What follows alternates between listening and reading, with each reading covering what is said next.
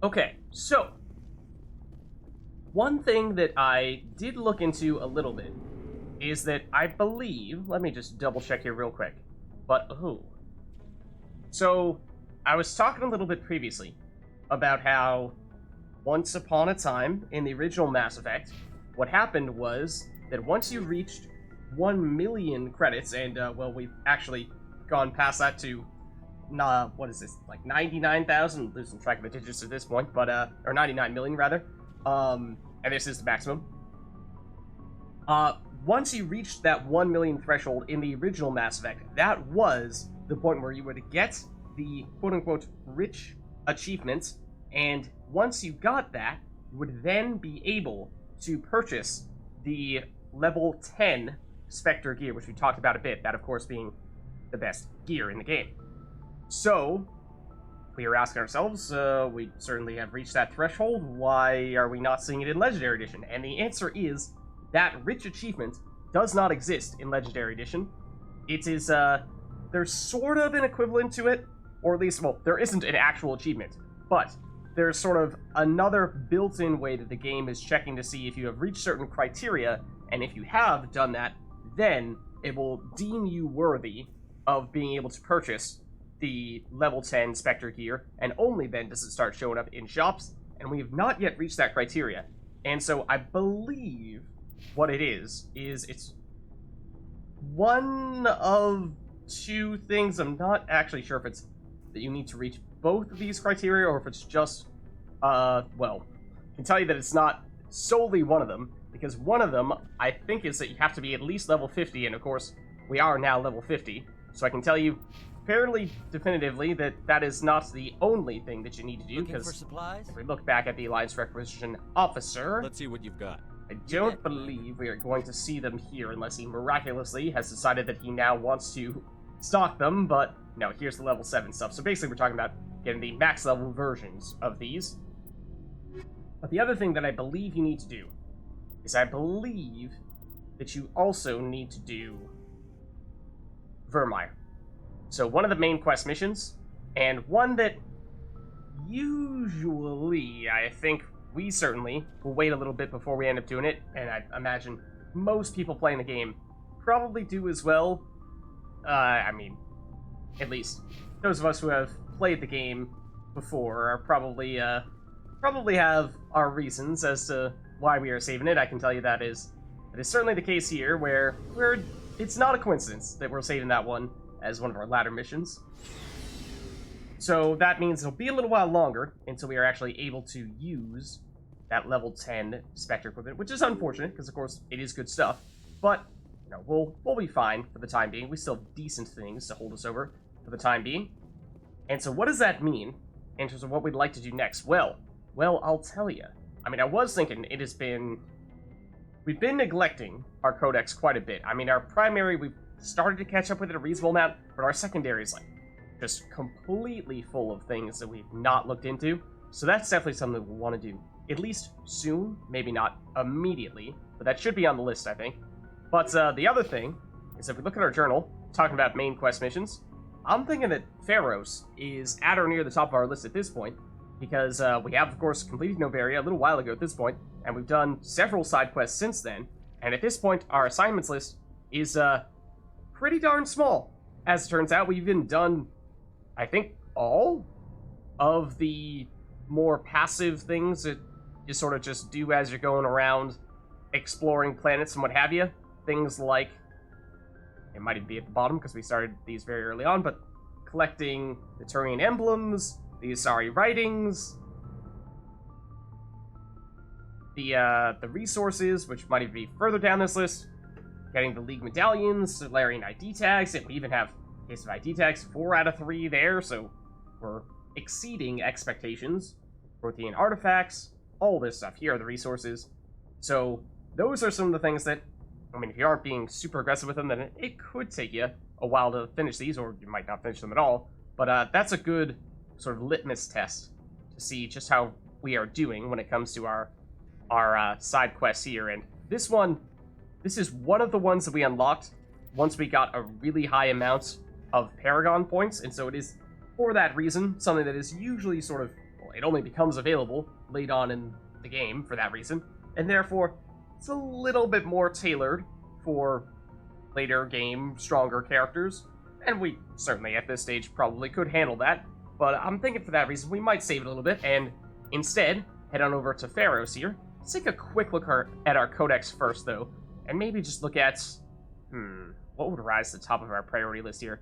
I would say probably Aliens Council races, that of course being the Solarians, the Asari, and the Turians, those being the primary, most prominent of the races that we've run into thus far. Non-council races, sometimes we'll definitely still see some familiar faces there, so that could still be fairly high on the list.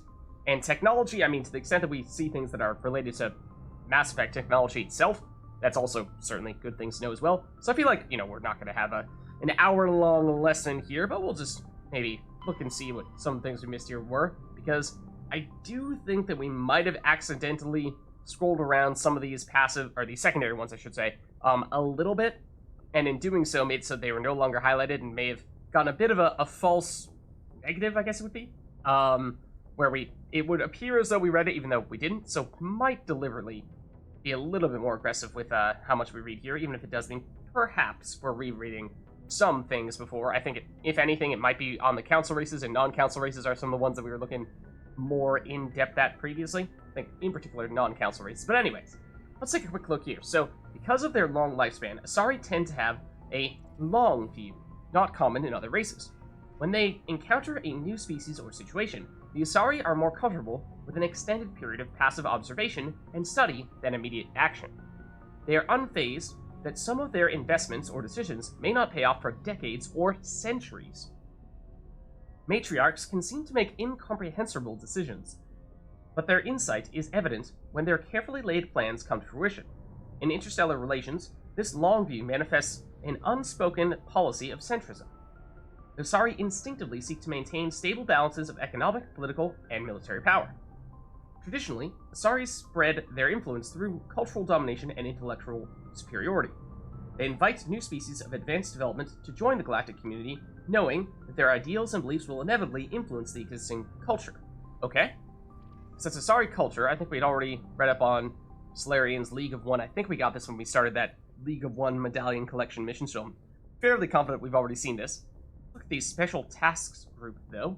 Solarian intelligence field agents are grouped into organizations called the Special Task Group. STG operators work in independent cells performing dangerous missions such as counterterrorism, infiltration, reconnaissance, assassination, and sabotage. The STG is a proactive organization puncturing worrisome trends before they become movements. At any time, a dozen groups are operating covertly within the lawless Terminus systems, sowing dissent among the various factions. Civilian analysts also note how troublesome hinge point individuals in Terminus frequently meet unexpected deaths. And presumably the implication there is that, well, the STG might have played a bit of a role in that. STG operators are feared throughout the galaxy for their clear-eyed, remorseless practicality. They're willing to do whatever it takes to achieve their mission, even if it kills civilians or results in the team's own destruction. In many ways, they are akin to the Council's specters. Recently, a number of STG cells have been redeployed from the Solarian Union. It is assumed they're in the Terminus and Attican Traverse, investigating reports of Geth activity beyond the Perseus Veil. Okay, so in some ways it's sort of like the Solarian-specific secret spy type people, similar, like it said, to Spectres, except Spectres are more generally applicable, could include any number of races, and are reporting directly to the Council instead.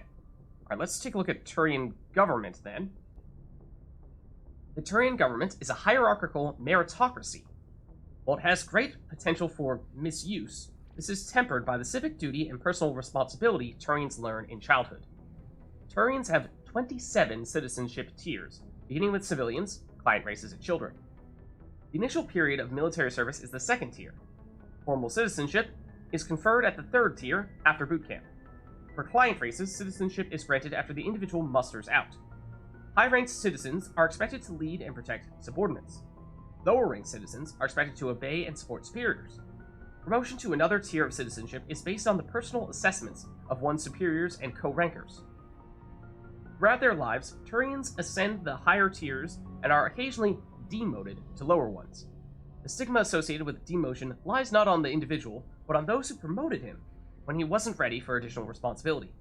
This curbs the tendency to promote individuals into positions beyond their capabilities. Settling into a role and rank is not considered stagnation. Turians value knowing one's own limitations more than being ambitious. It's interesting. At the top of the Primarchs, who each rule a colonization cluster. The Primarchs vote on matters of national import. They otherwise maintain a hands-off policy, trusting the citizens on each level below them to do their jobs competently. Turians enjoy broad freedoms.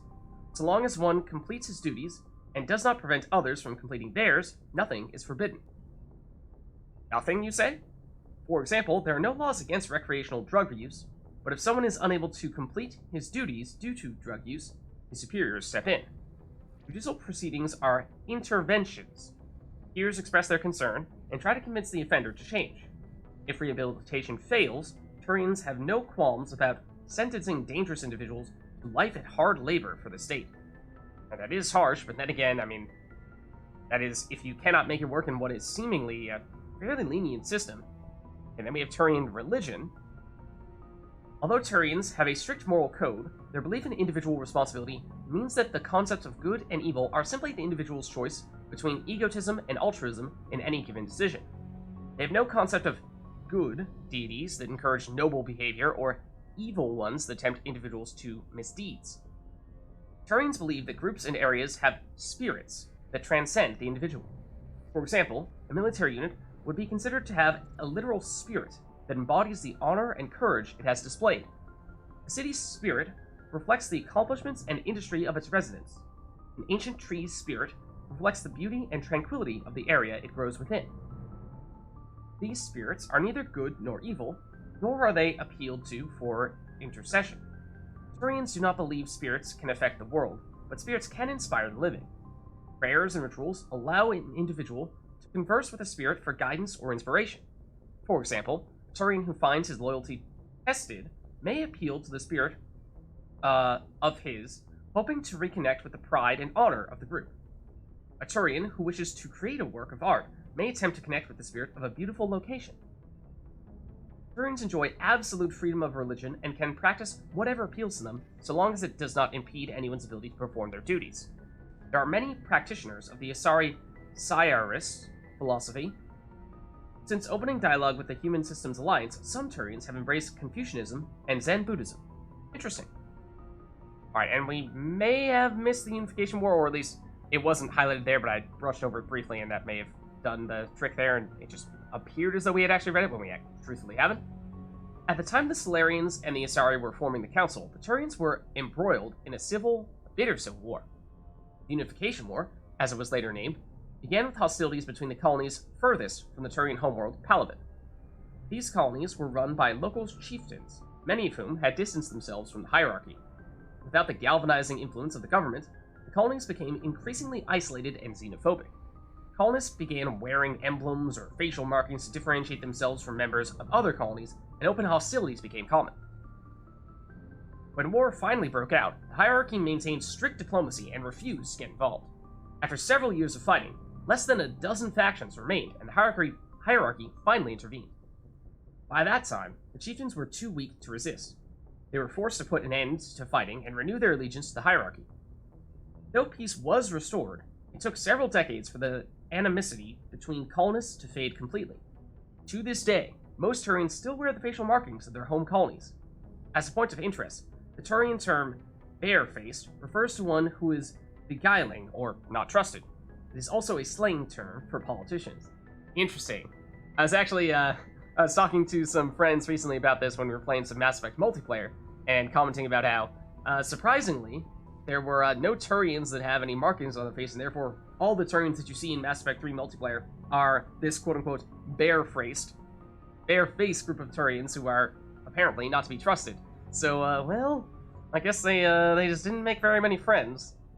But anyways, I think that is the last of our Council Races entries, so we could go into non-Council Races. Maybe we'll take a quick peek there, just to see what we had. And, like I said, I think this is the one that we might have accidentally sifted through a little bit, and therefore might have, again, a few false negatives here. might look as if we have read more than we actually have. So I'm thinking, why don't we read up on the Geth? Because I think since those are the first ones here, this is probably the highest likelihood that we accidentally opened it up and made it seem as though we read these, even though we haven't. And then we'll maybe make sure that we read the other Krogan ones that are glowing down below. So anyways, Geth armatures. Armatures are quadruped all-terrain heavy weapons platforms, akin to the armored fighting vehicles of other races. Geth being synthetic intelligences, armatures are not crude vehicles, but intelligence entities, capable of independent decision-making and learning. Armatures are equipped with heavy kinetic barriers. Their main cannon, mounted on the articulated head turret, appears to be a highly efficient conventional mass accelerator. It is capable of firing in anti-personnel and anti-tank modes. Some armatures carry drones into battle, presumably for reconnaissance purposes. Others host a swarm of insect-sized prepared microbots. Okay, that's interesting, I suppose. Then the hoppers we've certainly encountered before. I'm not sure if we've read about them, though. The Geth models, collectively dubbed hoppers by Alliance forces, are electronic warfare platforms. They can project electromagnetic radiation across a broad spectrum as an offensive weapon. They can also perform cyber warfare attacks against onboard computers of body armor, hard suits, and weapons, adversely affecting their performance. The structure of hoppers consists of an advanced and highly elastic artificial muscle material. This allows a hopper to compress its entire body for powerful leaps. Hoppers also have thousands of molecule-scale barbs on the surfaces of their hands and feet, are used to cling to walls and ceilings. Hoppers are very difficult targets, leaping from one surface to another in rapid succession. Quarians have no record of any Geth models similar to hoppers. This new morphotype must have been developed over the last 300 years by the Geth themselves. This is troubling proof that the Geth are continuing to move toward technological singularity. Experts in synthetic life are intrigued that hoppers appear to have even more organic than baseline Geth. The identified subtypes of hopper have been codenamed Sapper, Stalker, and Ghost. Okay, then, so we may or may not have read that one before, but as for the Krogan, let's see. This one is definitely new. The Krogan evolved in a lethal ecology. Over millions of years, the Grim struggled to survive larger predators, virulent disease, and resource scarcity on their homeworld Tuchanka turned the lizards into quintessential survivors.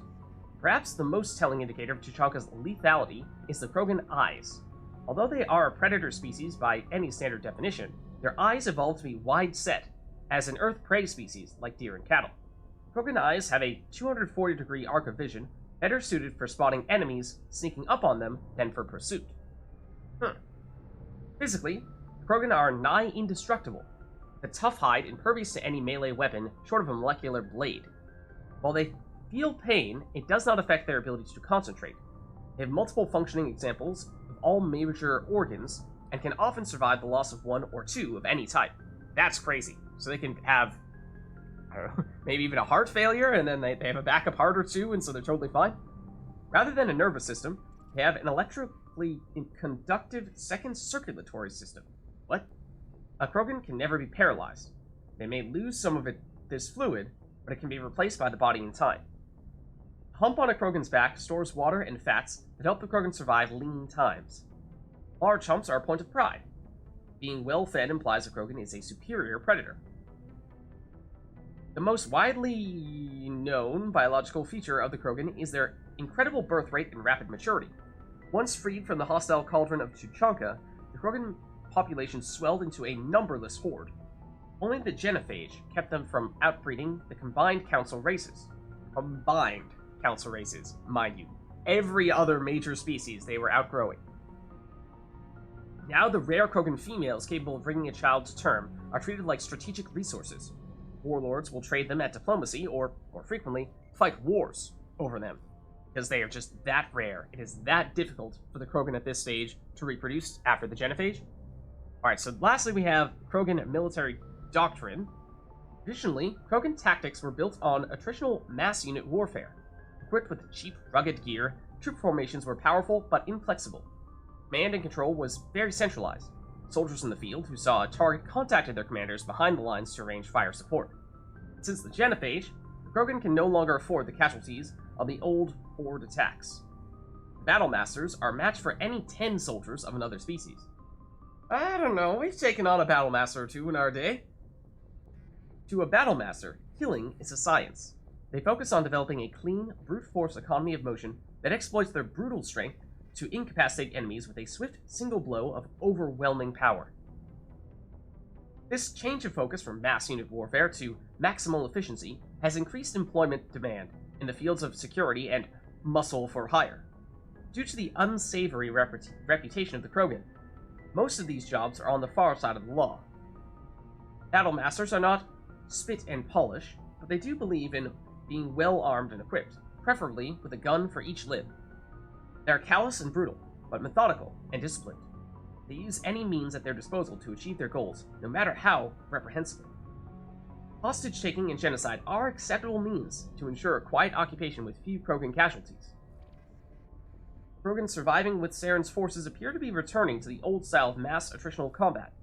They also work in close cooperation with supporting Geth units who fill the roles occupied by combat drones in other armies. Biotics are rare among the Krogan. Those that exist are viewed with suspicion and fear. The Krogan see this aura of fear as a useful quality for an officer, and often promote them. Combat drones and other high-tech equipment are likewise in short supply. They are, well, not the most tech-savvy of races, but as it said near the top, they are nigh indestructible, because they're just so huge and they have numerous copies of all their key vital organs, and so you take one of them out and they are still fine.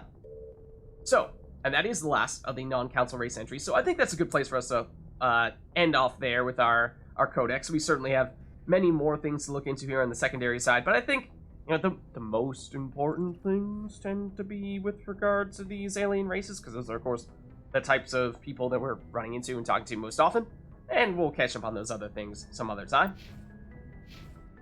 So, with that being said, I think now is the time. No, not that. Hold on. That is the close the galaxy map, not the zoom out galaxy map. Now is the time to shift gears a bit. We've been doing some side quests for a while now. I think it is finally time for us to. Oh, actually, come to think of it, we are in the right cluster already. But rather than Hercules, we'll go Feros, or Theseus, and in order to get to Feros, which is the next place for the main quest. Okay. So we can take a look at the Theseus system here, and of course we can already see that Feros is naturally one of these planets, but we'll take a look around the galaxy first, or rather around the solar system first, just to see what else they have going on here. Then we'll finish on Feros, which is, of course, naturally the place where we'll actually land. So let's start with Saita here. So Saita is shrouded by a high-pressure atmosphere composed of carbon dioxide and sulfuric acids. The surface is composed of geologically young plains of volcanic basalts and rhyolites, with high concentrations of carbon and radioactives. Saita is rabidly volcanic. That's an interesting way of phrasing that. Rabidly volcanic? You know that rabid, the root of that word is coming from rabies, and I don't think that a volcano can catch rabies, last I checked. A dozen super volcanoes, 50 to 120 kilometers wide, are erupting across the planet. I'll be honest with you, I'm not entirely sure how wide volcanoes are on Earth. Now that's pretty huge, right? That's probably at least an order of magnitude bigger than the biggest volcanoes on Earth. So Saita's carbon content and constant volcanism make natural diamonds plentiful, if extremely costly and dangerous to recover. Alright, yeah, you know what? I think I'll stay away from the rabidly volcanic world, even if it has a lot of diamonds in it. And it's pretty hot, 343 degrees Celsius, and 94.5 atmospheres worth of pressure. You would immediately get crushed as soon as you got anywhere near the surface of this planet. So, yeah, it'd be pretty complicated to not immediately die there.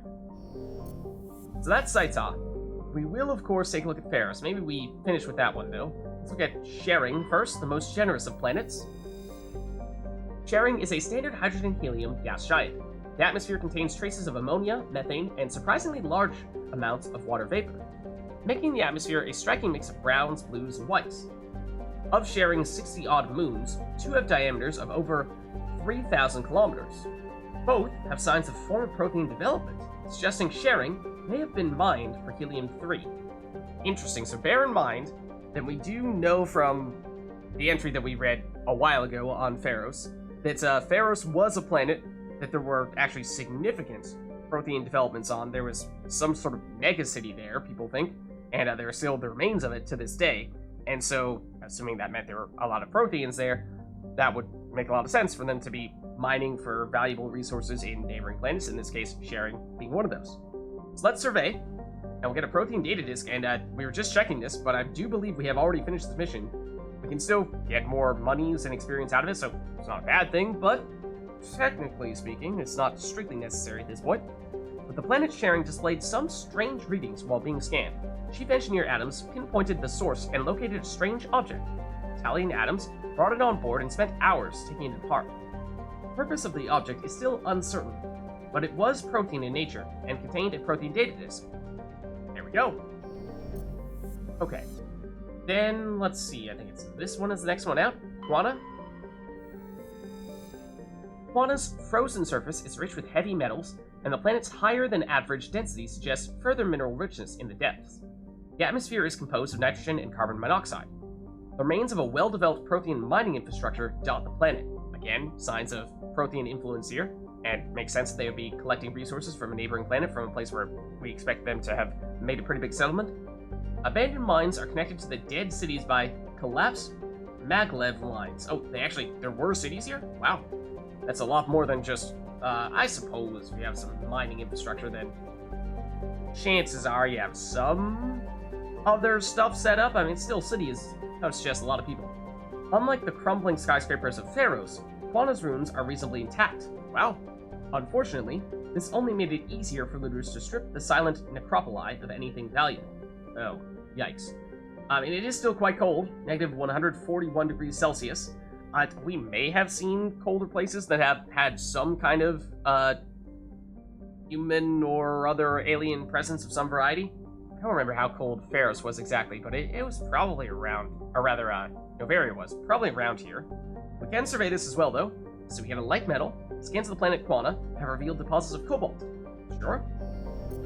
Then our last planet here, other than Feros, is Logan. That is definitely not the color that it looked like it was before we went to this screen. Logan is a standard hydrogen-helium gas giant. The survey team who charted the system 20 years ago reported many strange disturbances in Logan's cloud bands, suggesting many remarkably large, solid objects were present beneath the cloud tops. As the ship approached, however, they subsided one by one. These disturbances have not been reported again. That is very suspicious. What is that all about? That's kind of creepy. Okay, but yeah, there you see it's orange when we're all zoomed in, and from here it looks blue more than anything. But anyways, that leaves us with, last but certainly not least, Feros, a place where we are planning to land. So the ExoGeni Corporation has founded a pilot colony on Feros to explore the protein ruins that blanket 2/3 of the planet's landmass. That's a lot of territory they've covered. The atmosphere is fouled with dust. Terrestrial travel is hampered by crumbling debris dozens of meters deep. There are indications that Feros was a much colder world in the past. Huh? Okay, for whatever reason, it's warmed up since then. Feros has 2 large moons, Orkan, the farther, and Vardet.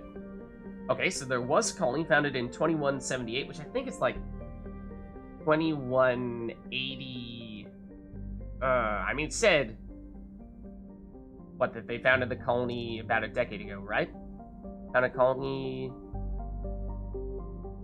Thought they said that somewhere. But, I want to say it was like 83. 2183 is current year, or something like that. Population only 300. So yes, there is a colony here, although that might be a strong word to describe it, because 300 is not a very large population for that being the entire group that lives on this planet. So capital is, well, the ExoGeni building, I guess. They haven't really gotten to the whole, let's actually name a specific capital part yet. Again, that probably has something to do with there only being 300 people here. But then other than that, they were saying that it theoretically was a colder planet before. It's 10 degrees Celsius now, which is maybe not the most pleasant of temperatures, but that's not bad. And otherwise, surface gravity, pretty close to Earth, but that atmospheric pressure is a little crushing. A little crushing. But anyways, of course, it is our plan to land here where we are expecting to do our next main quest mission, so we'll probably be here for a while. Let's prepare ourselves accordingly.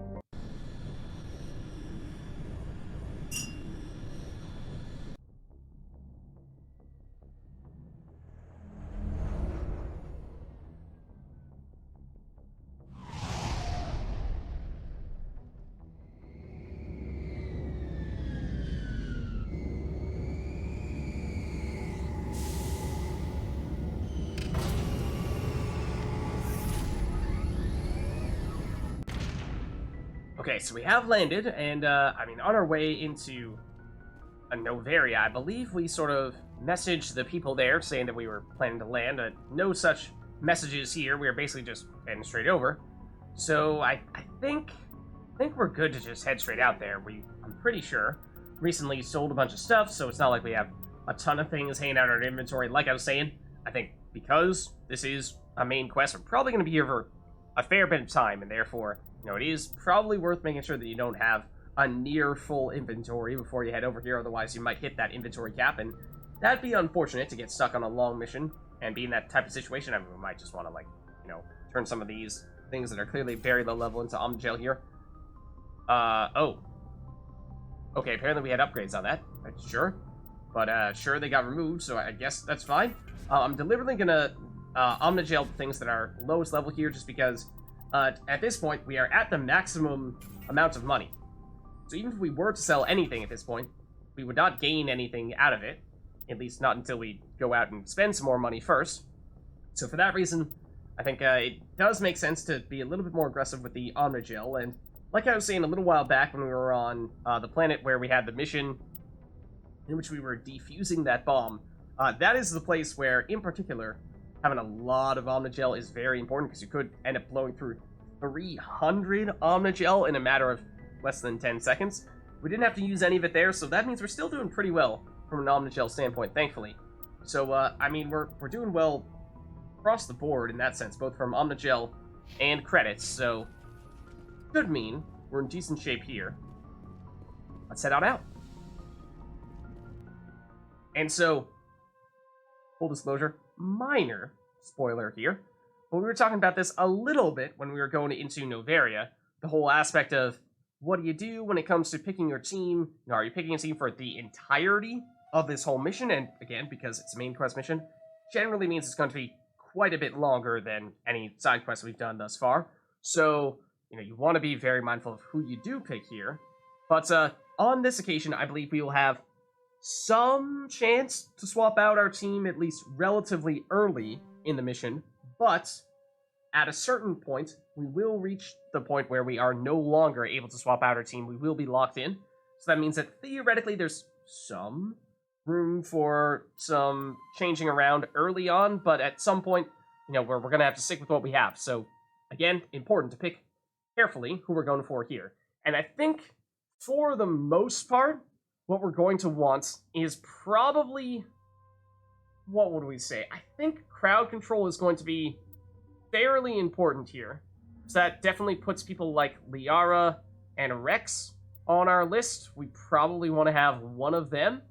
And then tech abilities, it's not a bad thing to have someone who's capable of doing those as well, in which case, you know, especially if we're going with, I guess, either Liara or Rex, neither of them are capable of doing any of that stuff, we can provide a little bit of that ourselves, but we might want to have a second person who can do that too.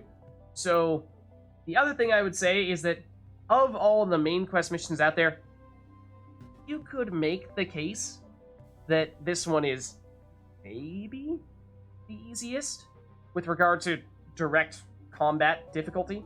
So, for that reason, might be a little bit safer than it is with other missions to go with people like Liara and Tali, who don't have much or anything in the way of combat ability, so are a little bit squishier, but do provide more in the way of crowd control. So that is a little bit unnerving to go that route here, but that might be what we go for. You know, especially because we don't have any combat ability ourselves if we go this route. We are all out biotic and tech, 0 combat. Does make me a little nervous, but let me just sanity check myself here. Will this work?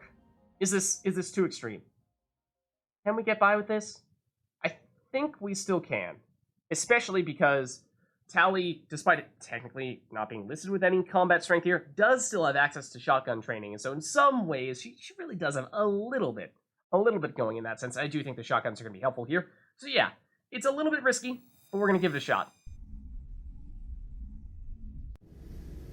Okay. Equalizing interior pressure with exterior atmosphere. Logged. The commanding officer is ashore. Exo Presley has the deck. Okay, so to Feros we go. And last time we went to a main quest was, of course, Novaria, and we had a greeting party of sorts. As soon as we got there, it does look like perhaps this gentleman may serve that role. Take a look at our map here real quick, just to get an initial sense as to what we're dealing with here. This is, of course, Normandy that we're coming out of. We have this entryway here, and then we have Zoo's Hope. Okay, and a larger area over here of winding hallways and what have you. Let's read up on our journal, maybe to remind ourselves of what the deal is with this mission before we get going in full. And then it looks like we may also have some people who have leveled up that we might want to spend some skill points on. So, let's see. Feros. Geth attack. Geth have attacked the world of Feros. Simple enough. Your primary objective is to go to the Zoo's Hope colony, which appears to be right here, so that's great, to investigate what Saren is after, and why he sent his Geth troops to the planet. Okay, so it's part just pure take out the Geth, and part detective work to try to figure out, well, why are they here to begin with? Presumably there's some reason for Saren having sent those Geth here in the first place. Investigate Feros to see why the colony was attacked by Geth. Okay, so again, sort of two complementary, but a bit of a hybrid objectives here. Okay, so we have 1 point for Liara, 0 for Tally, and 0 for us, so it's just a matter of what do we put here for Liara. And let's see.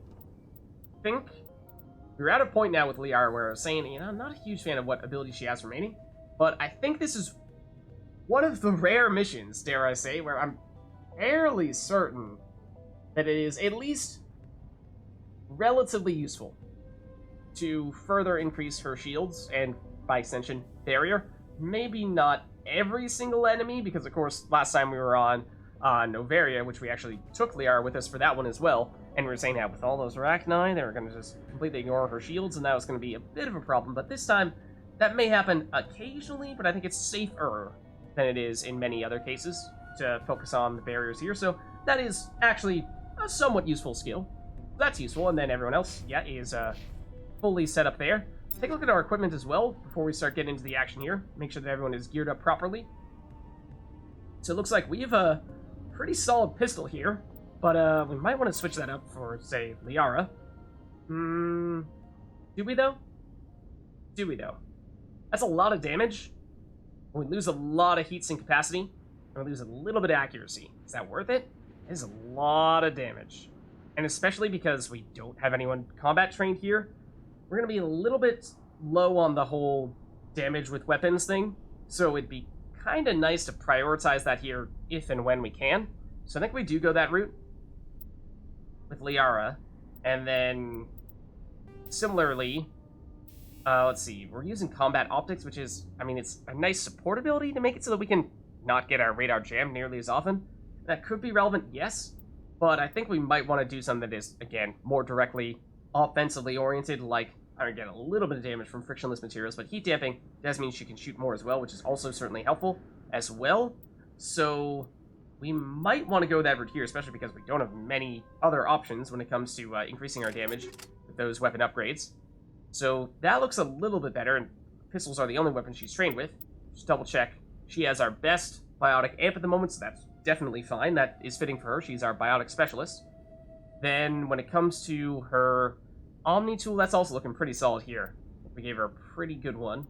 So I'm fine with that with her. Let's maybe just double check on the armor upgrades. And like I was saying before, last time we were deliberately trying to plan around the Rachni, ignoring her armor, going straight to her health, and also having some damage over time. So with the toxin. So that's why we were focusing on medical interface in both these spots. May not be as relevant here. She does not have any built-in life regeneration from her skill points. So there is probably still some reason to keep one of these on, but it may make sense to switch this other one over to... what would we like instead? What would we like instead? I mean, shields actually might not be a bad idea, just giving her a lot more survivability that way. I mean, Tally does actually have a lot of shields, so I would have said it's probably still not our tankiest team out there by any means, but when it comes to enemies that cannot ignore shields with their damage, Tally is actually surprisingly pretty good at taking hits. So, this is Liara though, of course. Maybe for her, we instead go with just damage protection, and we'll focus the shields on Tally. Maybe we go that route. Let's take a look at Tally's other stuff as well, though, because I do think, yeah, we were looking at putting on the high explosive rounds in a recent mission with her, and while it was interesting and theoretically could be effective, it's probably not something we want to be doing when we're relying pretty darn heavily on her to be one of our primary weapon damagers, because she's actually the only person who's trained on anything other than a pistol of everyone on this team right now, so we need this shotgun to be doing serious work. And, well, then again, we're going to want the shotgun to be doing some crowd control, and, high explosive rounds, that is kind of what they do best. So, you know, maybe you can actually make a case for it. The other alternative would probably be sledgehammer rounds, because they hit with incredible force, often knocking opponents completely off their feet, that being the thing that we particularly want, again, for crowd control. That is going to be one of the most important things in this mission, I think. They're also coated with polonium to induce radiation sickness in targets, as well as prevent enemy regeneration. The trade-off is they increase weapon overheating. I think we may go with this. It's basically just a lower risk version of the high explosive rounds, which do have probably more force, definitely more damage, and more AoE, because you're actually getting AoE from just your base attack, whereas that's not happening with anything else. It does have that plus 500% heat generation, which is that's a pretty risky thing to do, because of course that basically means that as soon as you shoot once, your weapon's gonna overheat, and so you're gonna have to switch weapons, and then suddenly she's back to this pistol, which, although not bad, again, because she's our only person who can effectively use a shotgun, we'd like to have her being able to use it for a more extended period of time. So then this one, I'm thinking we probably stick with what she has equipped here, especially because it's just a higher level version of what we currently are looking at here. Yeah, so I think she has the best alternative. Let's look at what our possible upgrades are here in Inferno rounds. No, I think we can do better. What level Inferno round? I mean, it was Inferno 9. I mean, the other alternatives with high level stuff would be Inferno 10, obviously is better. Or go in high explosives, again, we were just talking about that with the shotgun. Maybe a little more willing to do with the pistol, because we want her to be using the shotgun most of the time. Maybe the pistol is just an occasional thing we pull out in niche situations. Snowblind would be the other high-level option. Some damage, reduces enemies' rate of fire, which is a little niche. I'm thinking maybe we just keep it simple here and go with Inferno 10. Still probably would prefer and may end up switching over to just a pure damage approach there with something like either tungsten or shredder rounds, but we'll see what we end up going with there. Oh, excuse me? You are our tech specialist, and that is not a very good Omni tool. That is not good. You definitely deserve something better. The question is what? Chameleon tool, I mean, this is just a higher level version of her current Omni tool, so at the very least, we're definitely going to do that.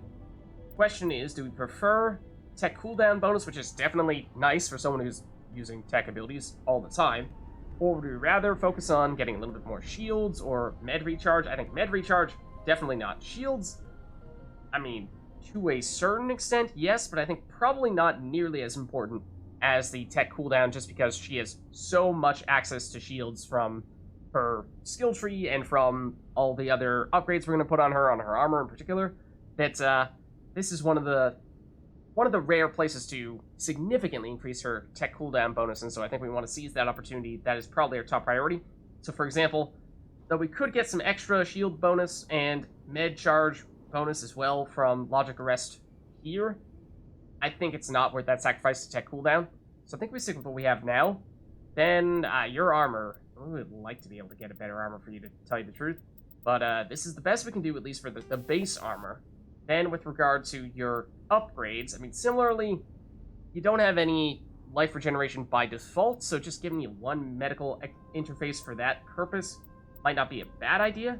It looks like you may have the highest level version that we have remaining.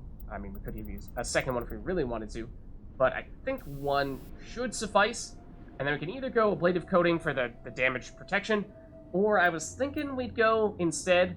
I mean, shield recovery might actually not be a bad idea, because she has so many shields that giving her an extra 120 it's a lot, don't get me wrong. But if we can get the recharge happening more quickly, then, you know, she's back up to full shields more quickly, and that's a whole lot more than just 120. I think it might be on the order of like 700, or possibly even more than that. So, to rather increase the maximum HP, or make it so that after taking damage she gets back to full HP more quickly, I feel like it might actually be better to go with the shield recovery. And it does give her 45 shields. It's not as much, but it's still a somewhat significant amount. I do like that upgrade. The, what is this one called? The kinetic exoskeleton. I feel like it's just fairly well-rounded.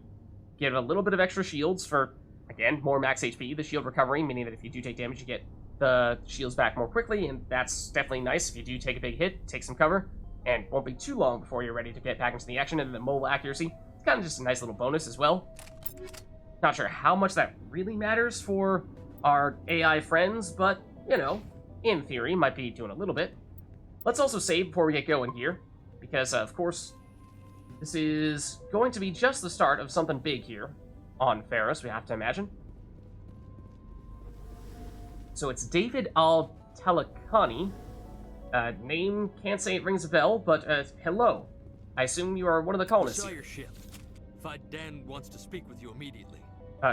Who is Vidan? Who's Vidan?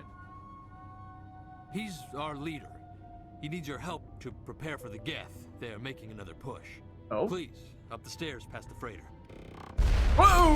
Hello! Well, the Geth are right here, and you have been blasted into smithereens.